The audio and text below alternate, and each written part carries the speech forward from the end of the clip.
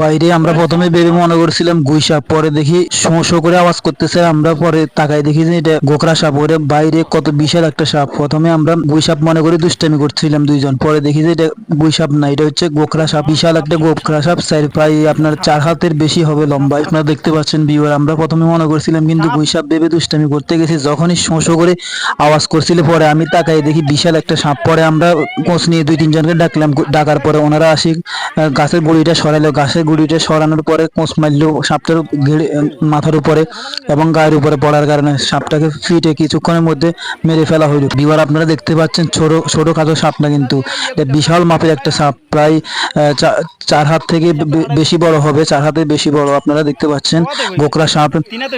এটাকে মেরে ফেলার পরে মেপে দেখছিল 4 হাতের থেকে একটু বড় হয়েছে।